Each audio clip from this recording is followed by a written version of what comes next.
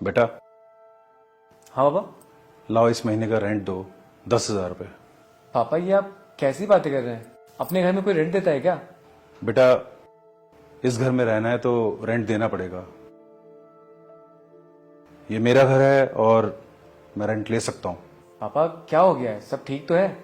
हाँ सब ठीक है, पर मेरे भी खर्चे हैं, रेंट देना पड़ेगा। अगर हमें पैसे ही देने हैं तो हम कहीं और रेंट पे ना रह लें, यहाँ क्यों रहेंगे?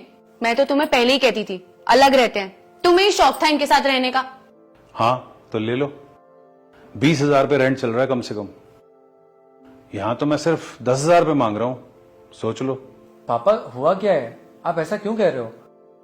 अब अपने ही घर में रहने के पैसे देने पड़ेंगे क्या? रेंट लेने की वजह तुम नहीं हो बेटा, तुम्हारी बीवी है, जो चाहती है कि एक बाप से उसके बेटे को अलग कर दे। सैलरी आ गई है, मैं सोच रहा हूँ आज जाके राशन ले आता हूँ। अच्छा सुनो, मैं कह रही हूँ आपसे तुम सिर्फ राशन लेके आना, घर में फालतू के पैसे देने की जरूरत नहीं है। फालतू के पैसे मतलब? अरे ये जो हर महीने तुम अपने पापा को 3,000 रुपए देते हो, ये 3,000 रुपए देना बंद करो, खुद की सेविंग्स करो, आगे काम आएंगे हमारे। यार पापा है वो मेरे। हाँ पता है, घर में राशन लेके आते हो ना, तो क्यों जरूरत है उन्हें पैसे देने की? और वैसे भी दिन भर पड़े रहते हैं, कोई काम तो होता नहीं है उनसे कि 2 पैसे ही कमा ले।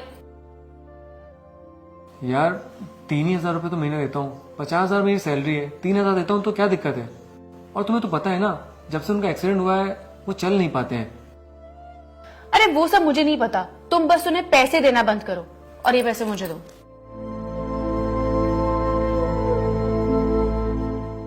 तुमने बहू की बात मानकर मुझे पैसे देना बंद कर दिए।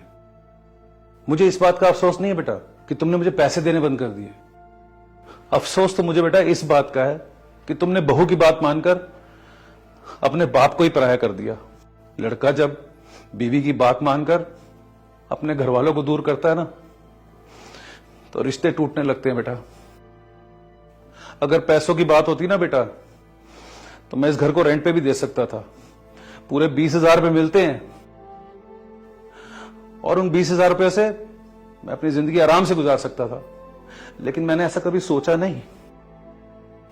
बस इतना ही चाहता हूं कि मुझे मेरे घर में पराया मत करो बेटा।